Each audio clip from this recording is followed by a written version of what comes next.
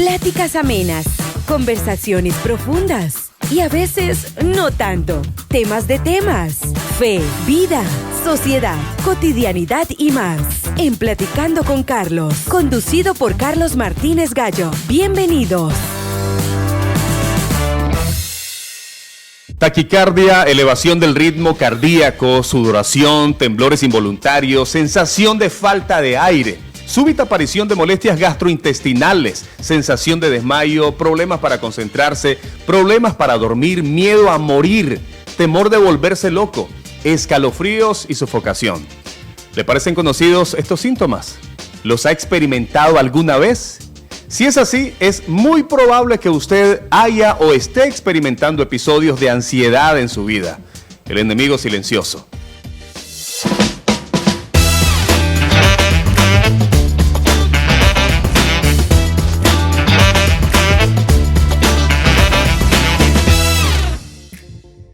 Queridos amigos, bienvenidos a un nuevo episodio de Platicando con Carlos. Yo soy Carlos Martínez Gallo. Y hoy quiero hablar sobre este tema tan relevante, no solo en esta época. Muchos creen que la ansiedad es un mal moderno, pero realmente Cristo mismo, en el Sermón del Monte, habló mucho sobre la ansiedad y de forma imperativa, como un mandato, dijo que no debíamos de estar ansiosos. En ese sentido, mis queridos amigos, el hombre de aquel tiempo, de los tiempos de Cristo, sigue siendo el mismo hombre de hoy, con el mismo proceso de pensamiento. Aunque las cosas que causaban ansiedad en ese momento no son las mismas que la provocan hoy, la mente humana sigue siendo insuficiente igual que ayer y sigue siendo agobiada por la ansiedad igual que ayer. Y con una única posibilidad de sobrellevar ese flagelo, poner su confianza plena en Cristo. El diccionario define la ansiedad como el estado mental que se caracteriza por una gran inquietud. Escuche esto, una intensa excitación mental y una extrema inseguridad. Sin embargo, la Biblia nos dice, por nada estéis afanosos. En otras palabras, vinculando este concepto bíblico al concepto del diccionario sería, por nada estén inquietos, por nada tengan tan intensa excitación mental o emocional y por nada estén tan extremadamente inseguros. Pero, para hablar más extendidamente de este tema, hemos invitado a un gran amigo nuestro. Él es pastor y además psicólogo. Se los voy a presentar luego de esta pausa. Muchos de ustedes ya lo conocen. Pero les recuerdo que nos bendicen mucho cuando comparten este contenido y nos recomiendan con amigos y familiares. Hoy en Platicando con Carlos, ¿qué dice la Biblia sobre la ansiedad y cómo lidiamos con ella? En breve regresamos para abordar nuestro tema de hoy. No se aparten de la sintonía.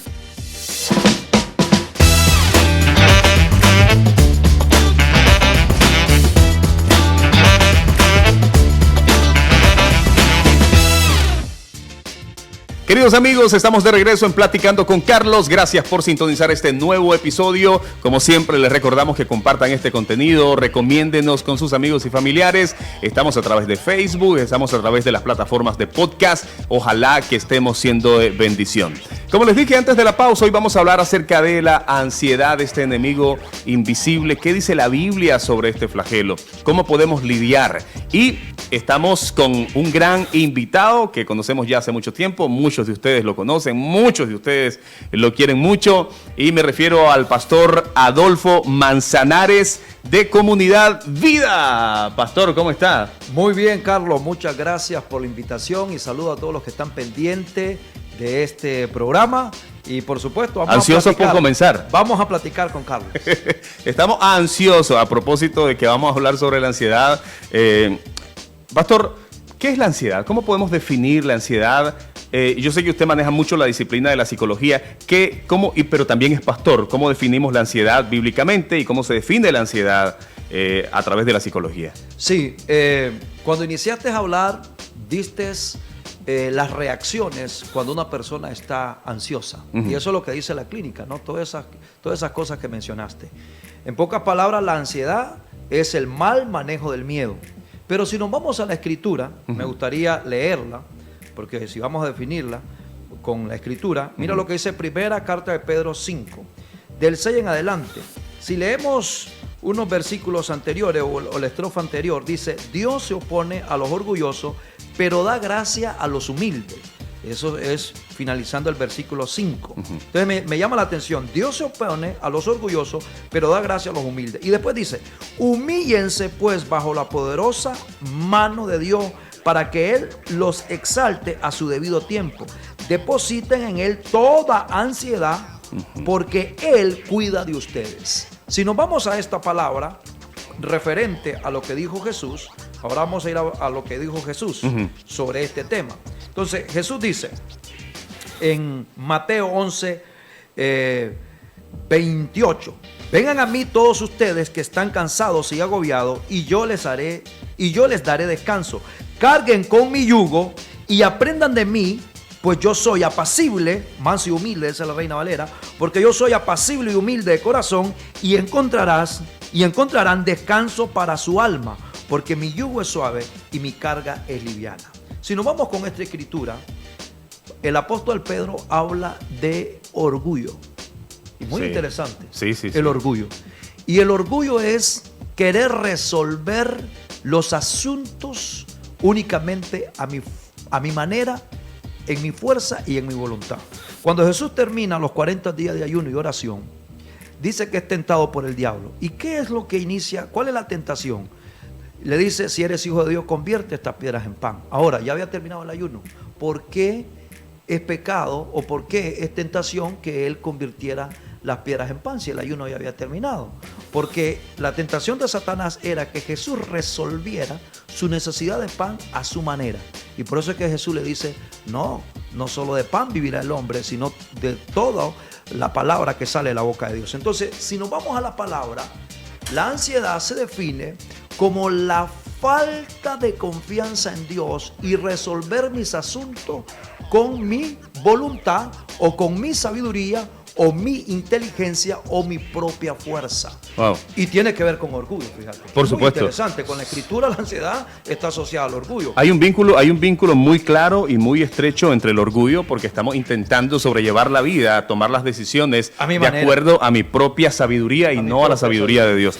Hay un pastor. Mis propios esfuerzos. Exacto, mis propios esfuerzos. Hay un pastor que me encanta cómo define eso, que usted ya lo dijo. Dice que la ansiedad es un fallo entre nuestra mente y corazón, puesto entre la visión de nuestra condición actual y la suficiencia de Dios para gobernar toda situación en mi vida.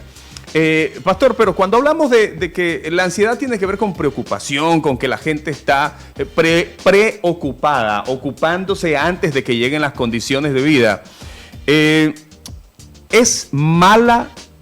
O sea, ¿es negativo estar preocupado o todo tipo de preocupación es ansiedad? ¿Debo dejar de preocuparme por todo para estar seguro de que no voy a ser víctima de la ansiedad? ¿O hay un nivel de preocupación normal en la vida de las personas? Sí, hay un nivel de preocupación que es normal. Aunque la Escritura dice, por nada estéis afanados, refiriéndose, la Reina Valera usa ese lenguaje, refiriéndose a una preocupación excesiva, extrema, de miedo. Entonces hay que entender lo que está tratando de decir la Escritura. La Escritura no está diciendo que usted sea fresco, que sea haragán, que usted esté, como dice el proverbio, dando vuelta ahí en la cama sin hacer nada. No, porque eso no está diciendo la Escritura. Lo que está diciendo la Escritura es cuando yo, con mi propia fuerza, me inquieto al punto que quiero resolver a mi manera. Entonces, pero nos vamos a preocupar por algo. Preocuparse es adelantarme, ¿no? Pues es una palabra compuesta, si nosotros la vemos, Carlos. Sí, Me anticipo a algo que viene. Yo me puedo anticipar. Por ejemplo, si tengo un examen, en el caso de los chavalos, tienen un examen el lunes, pues van a estudiar el sábado o el domingo por la tarde. Eso es preocuparme. Entonces, usted tiene una entrevista de trabajo, pues usted se prepara. Y eso no es malo. Yo tengo que darle solución. La ansiedad, en un sentido normal, es esa inquietud de que tengo que hacer algo y que debo de prepararme. ¿Cuál es la ansiedad que la Biblia está juzgando o señalando y que la misma clínica no acepta? Cuando yo solo me preocupo y no hago nada. Entonces, viene la preocupación Entonces la preocupación de esa ansiedad normal es prepárate porque tienes una entrevista. Entonces me preparo. Y según la Biblia, no debo de estar afanado. Entonces, ¿qué es lo que debo de hacer yo con la ansiedad? La deposito ante el Señor. Es Exacto. decir, tengo una preocupación extremadamente que yo no puedo resolver y se la deposito al Señor. Hay algo interesante. Y eso es lo que debemos de hacer siempre, ¿no? Depositar eso al Señor. Cuando Jesús dice que por nada estemos afanosos y aparte dice que si Él cuida de las flores del campo y de las aves del cielo, dice, las aves del cielo no trabajan, sin embargo el Señor las alimenta. Las alimenta y las cuida. Pero, aunque el Señor alimenta a las aves del cielo, ¿han visto alguna vez ustedes a una ave del cielo acostada en una hamaca esperando que los gusanitos aparezcan por arte de magia? Ella sale y por el instinto que Dios puso en ellas, salen a buscar su alimento. Yo creo que más o menos ahí está el equilibrio entre saber que Dios se ocupa de mi vida, pero saber que tengo que aplicar diligencia, pero diligencia sin perder de vista que a fin de cuentas todo depende de Él. Sí, hay un texto que lo usamos mal y dice, el Señor suplirá todo lo que nos falte conforme a sus riquezas en gloria. Y entonces nosotros lo decimos, Dios suplirá todo lo que me falte. Dios suplirá todo. Y no lo decimos bien, ¿no? El Señor suplirá todo lo que nos falte conforme a sus riquezas en gloria. No dice que el Señor nos va a dar todo, dice que va a suplir. Va a suplir. Y suplir es que hubo un esfuerzo tuyo. Es decir, yo voy del punto 1 al punto 10 y en el punto 7 yo ya no tengo, y del 7 al 10 Dios me va a suplir. Eso es lo que pasamos por alto en ese verso. Es decir, hay un trabajo que yo tengo que hacer. Pablo decía, el que no trabaja, que no come. Entonces, no es que está hablando de no hacer nada. Pero regresando al consejo de Jesús, que dice, aprende de mí que soy manso y humilde de corazón, para que puedas encontrar descanso para tu alma. En el original, alma es psiqui. Una de las traducciones de psiqui es alma. Entonces me llama la atención que para que mi mente esté quieta, yo tengo que aprender de Jesús, que es manso y humilde de corazón. Una mente inquieta, una mente acelerada por la problemática del mundo o cómo me ven, es una mente que necesita aprender de Jesús, que es manso y humilde de corazón. Ahora, ¿cómo es una persona apacible? ¿Qué es una persona humilde? ¿Qué es una persona mansa? Una persona mansa no está en pleito por defender quién es él y cuánto sabe él. Y eso lo modeló Jesús. Jesús no andaba peleando, yo soy el Hijo de Dios. No. No me digan Hijo del Hombre. Díganme el Hijo de Dios, el Salvador del mundo. Jesús no andaba peleando con eso, como pelean algunos en la actualidad por títulos, ¿no? Sí. Entonces Jesús, el superhombre, siempre quiso ser un simple hombre. El superhombre que ha pisado este planeta siempre quiso ser el simple hombre. Y lo contrario de la humanidad es que los simples hombres quieren ser tratados y ser vistos como los superhombres. Y eso es un gran detonante para la ansiedad. Por eso vivimos en una sociedad ansiosa. ¿Cómo me tratas de esa manera? No me merezco. No me merezco que me diga eso. Un humilde no se cree más que nadie. Un humilde sabe quién es, tiene un buen nivel, una valoración correcta de quién es él, valora las capacidades del otro y sabe que él tiene muchas incapacidades que el otro le complementa y que él tiene capacidad que complementa al otro. Eso es humildad. Pastor, ¿cómo me doy cuenta que yo estoy pisando los linderos de la ansiedad? ¿Cómo me doy cuenta que estoy en riesgo? Yo creo que la definición de lo clínico es muy importante, porque si tengo todas esas características o todos esos síntomas, es un hecho que estoy con un problema. Estoy sudorando, me duele el estómago, estoy con taquicardia todo el tiempo. Bueno, me está dando ya una señal. Sin embargo, una de las cosas es, cada vez que tomo una decisión, ¿a quién acudo?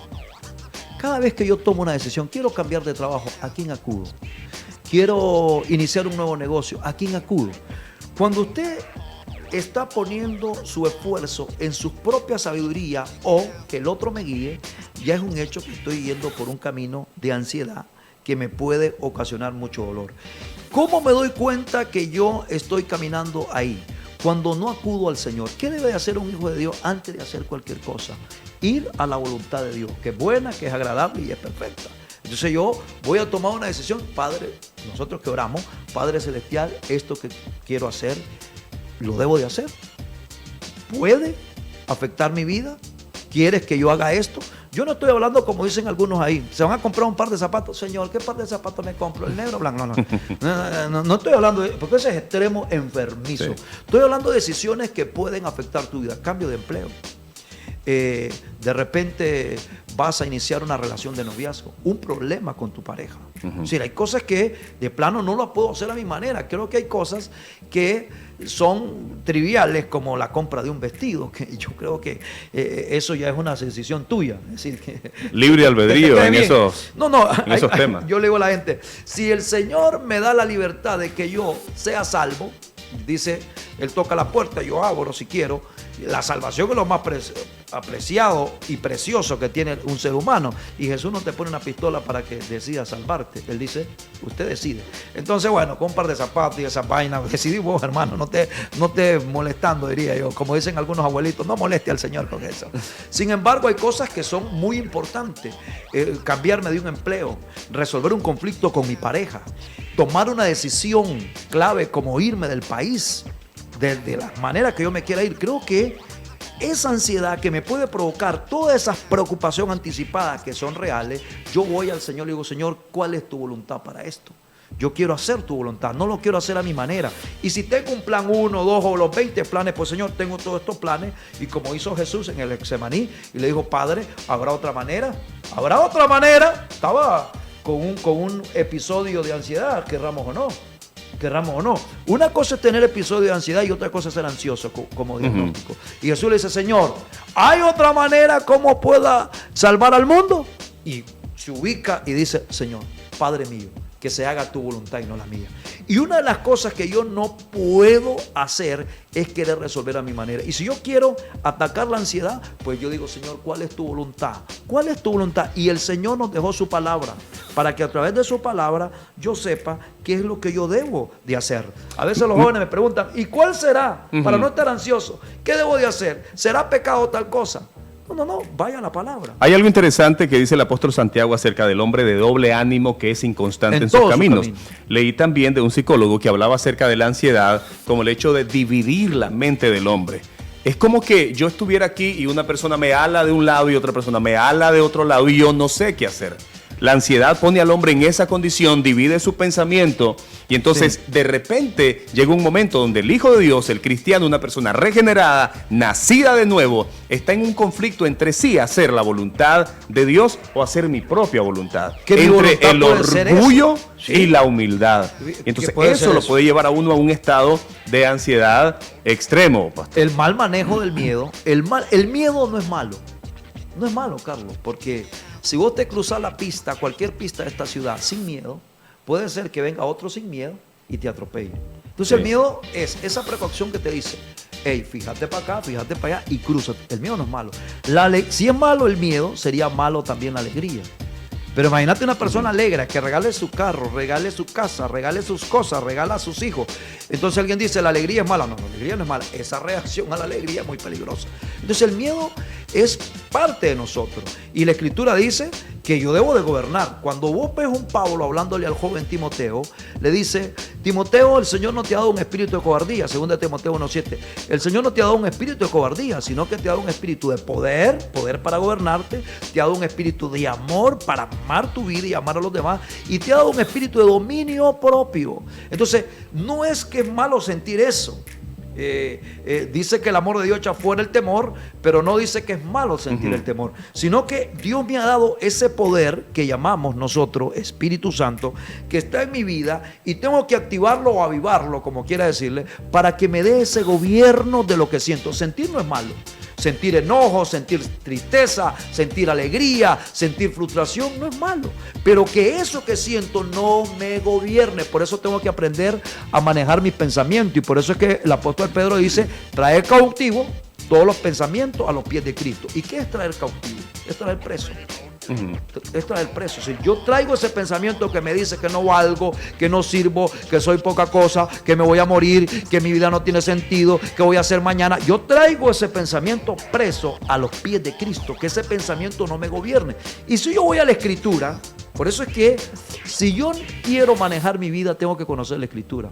El problema de nosotros los Así creyentes es que no conocemos la Biblia o la aplicamos mal. Ahora, vamos a hacer una pausa en este punto, pero sí me interesa muchísimo entender de que nosotros, aunque el pastor dice que nosotros tenemos que traer todo pensamiento cautivo, y la palabra lo evidencia, y es un concepto bíblico fundamental, necesitamos encontrar ese equilibrio entre el orgullo de decir, sí, no, yo puedo, cuando quiera traigo mis pensamientos cautivos. Somos insuficientes, no lo podemos hacer sin la gracia que Dios otorga. Ahora, luego de esta pausa, quiero que hablemos sobre la cosmovisión.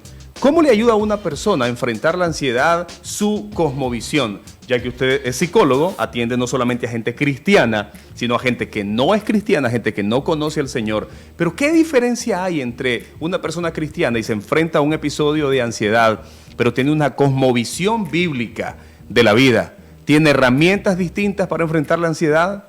¿Tiene herramientas más efectivas para enfrentar la ansiedad? Digo más efectivas desde el punto de vista de que quito mis ojos de la ansiedad para poner mis ojos en asuntos eternos. Una persona que tiene una cosmovisión que no es cristiana quita sus ojos de la ansiedad para poner sus ojos en algo efímero también.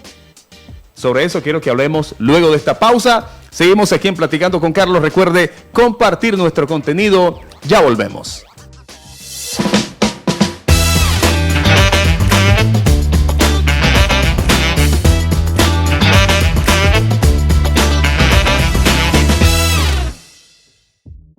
Queridos amigos, estamos de regreso en Platicando con Carlos. Hoy platicamos con el pastor y psicólogo Adolfo Manzanares hablando sobre la ansiedad, este enemigo silencioso, qué dice la Biblia y cómo lidiar con este mal. Antes de la pausa dijimos que íbamos a hablar acerca de la esperanza que tiene una persona cristiana con su cosmovisión bíblica para enfrentar la ansiedad y una persona que no ha rendido su vida a Cristo cuando se enfrenta a episodios de ansiedad. Usted que ha estado en los dos panoramas, viendo en su terapia y en su iglesia, tanto a gente cristiana que se acerca con estos episodios y gente que no es cristiana, ¿cuál es la diferencia? ¿Qué es lo que ha encontrado usted? Ambas personas luchan con ansiedad y ambas tienen las mismas reacciones y ambas algunas tienen el mismo principio, que es el miedo excesivo a eso que no sé. A veces está de una forma muy enfocada, pero hay momentos que la persona dice, no sé, tengo miedo, pero no sé a qué. Entonces, hay algo que no podemos pasar por alto, y es que cuando mi cerebro no produce sus químicos necesarios, yo voy a padecer de algunas cosas. Y a veces el creyente le cuesta entender eso, fíjate. El no creyente, inclusive ateo, pues él ve que hay una cuestión química que en mi cerebro no está produciendo y que el medicamento me va a asistir. El creyente, como a veces enfocamos mal algunas cosas emocionales y creemos que puede ser hasta pecado, más bien se le dispara más. Se le dispara más. El creyente se le puede disparar más la ansiedad porque él lo espiritualiza todo. Entonces comienza a ver que puede ser un demonio también atacándole. Y algo que no debemos de olvidar, que aunque la Escritura y Jesús está hablando de echar toda vuestra ansiedad sobre mí, no está Él eximiendo o de repente rechazando el apoyo que vamos a tener de las personas profesionales, inclusive el consejo del pastor o la oración del líder. Lo que Jesús está diciendo es que yo debo de acudir a Él, yo debo de acudir a Él. No está diciendo que no debo de hacer otras cosas como levantarme, hacer ejercicio. Pero, por ejemplo, una persona cristiana no puede acudir a Cristo en su condición de que no reconoce a Cristo como su Señor. Sí, pero la persona no creyente con una ansiedad, fíjate que toma su medicamento y como no espiritualiza que es un demonio, esa persona tiene avance. El problema del creyente es que va al Señor, pero como está espiritualizando que esto es del diablo y que es un demonio el que me está atacando, entonces la sanidad, la enfermedad se extiende y la sanidad la está cada vez pasando más para allá. Y en algunos casos, esa persona sin el Señor puede adquirir herramientas, pero la medicina le va a hacer un efecto positivo que aquel que ve la medicina como algo del diablo. Exacto, pero voy a este punto, pastor. Generalmente puede haber un avance significativo cuando la meta final es simplemente librarme de los síntomas. Sí. Pero si vemos la ansiedad como el temor a un futuro, el cual es incierto, para el impío lo es. Para la persona no creyente lo es. Sí. Y aunque físicamente pueda tener alivio de sus síntomas, su futuro sigue siendo incierto. Sigue siendo incierto. Ahora, si vemos el final o la meta final como mi encuentro glorioso con Cristo, y la persona creyente está pasando por ansiedad, está pasando por un momento de que está ciega, de que está confundiendo los síntomas con lo que usted ya mencionó, etcétera, etcétera, etcétera, pero al final el alivio de los síntomas no es su meta final, sino Sí. volver a recomenzar y poner sus ojos en de quien nunca tuvo que haberlos quitado. Lo que pasa en es que Cristo. ahí donde tenemos que regresar al consejo de Pablo en la isla de Pasmo, dice, hey, habla a las iglesias, regrésate a tu primer amor. Y una de las cosas que nos va a atacar al creyente, yo he atendido muchos creyentes y en mi experiencia el creyente a veces avanza más lento. Y uno dice, ¿cómo es posible? Entonces ahí es donde tenemos que regresar al primer amor y dejar que el Señor me llene todo y encontrar en Él la plenitud. Y como dice una canción, ¿no?, cristiana, Cristo Jesús, eres mi plenitud. Y cuando yo puedo sumergir mi vida en Él, hay plenitud de gozo. Porque nosotros no tenemos ningún lío cuando una persona tiene cáncer y se aplica la quimio. Si se aplica la quimio, no es porque no tiene fe. Entonces, está aplicándose el medicamento. Entonces, es importante saber que la ansiedad que la Biblia dice que debemos de echar sobre Jesús es cuando yo quiero resolver mis proyectos personales a mi manera y a mi forma. Y saco de la fórmula a Jesús. Y por eso él, hablando de los proyectos, especialmente los proyectos de la predicación del Evangelio, dice, sin mí nada podéis hacer. Entonces, Exacto. hablando por supuesto de la predicación, pero es aplicable para todo. Entonces, sin embargo, hay momentos que yo amo al Señor, yo lo tomo en cuenta en todos mis asuntos, en todos mis proyectos, pero estoy luchando con ansiedad. Entonces esa persona, Carlos, está con un peso en su cuerpo porque dice, yo confío, yo amo a Cristo, yo quiero hacer su voluntad, yo oro siempre que voy a hacer algo, pero estoy con esta ansiedad. Entonces, y a veces en la iglesia le dice, eso es un espíritu que te está atormentando.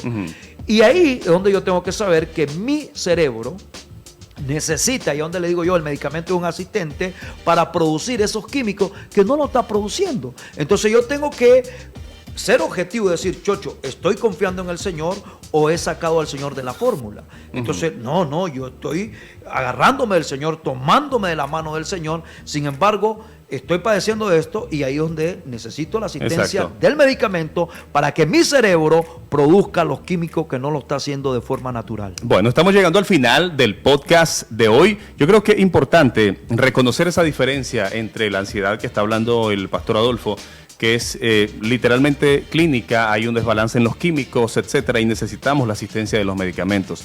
Pero una cosa muy diferente es reconocer que la Biblia por todas partes dice que el impío no va a tener paz, que el impío huye aunque nadie lo persiga, pero el justo va a estar confiado.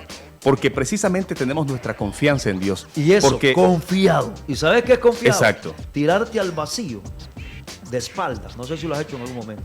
Tirarte al vacío de espaldas sabiendo que eso que está ahí lleno de una goma ahí con aire es la mano del Señor.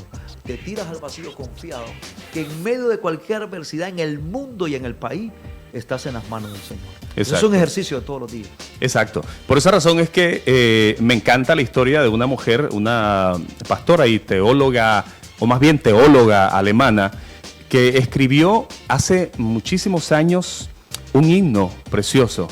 Pero ese himno lo escribió en una situación muy difícil. Su esposo la había abandonado, producto de que ella había quedado ciega. Y escribió un himno que hasta hoy nosotros conocemos y algunos recordarán, que dice: fija tus ojos en Cristo, tan lleno de gracia y amor. Y me encanta la parte que sigue, dice: y lo terrenal sin valor será a la luz del glorioso Jesús. A fin de cuentas, todo aquello que nos provoca ansiedad tiene que ver con lo terrenal, con lo que está aquí. Un no creyente probablemente quiera librarse de la ansiedad clínica o espiritual sujetándose a otra cosa terrenal. El creyente tiene la gran bendición que si fija sus ojos en Cristo, poco a poco lo terrenal irá perdiendo valor de manera inexplicable y lo glorioso en Cristo irá recobrando su brillo y el valor que jamás debe de perder en el corazón y en la vida del creyente. Al final de cuentas, solamente Cristo nos puede hacer libres de la ansiedad, de la depresión. Y los consejos sobre la clínica son excelentes. Si usted está padeciendo de un episodio de ansiedad, ataques de pánico, vaya, busque asistencia médica. Si usted sabe que hay un detonante y específicamente sabe cuál es, vaya, luche contra eso. Pero esencialmente, la lucha tiene que ser siempre con sus ojos puestos en Cristo, el autor y consumador de la fe. Por algo lo dijo el escritor a los Hebreos. Y saber que nosotros tenemos ese poder que Dios nos ha dado. Y la Escritura dice 365 veces. La Escritura dice, no temas. Así que esa es la pastilla de todos los días para un ansioso. Hoy no tengo temor porque mi vida está en las manos de mi Señor. Creo que muchas gracias, pastor. Muchísimas gracias por haber estado con nosotros. Y a ustedes, seguimos platicando la próxima semana con un nuevo tema. Hasta la próxima. Pláticas amenas, conversaciones profundas y a veces no tanto. Temas de temas, fe, vida, sociedad, cotidianidad y más. En Platicando con Carlos, conducido por Carlos Martínez Gallo.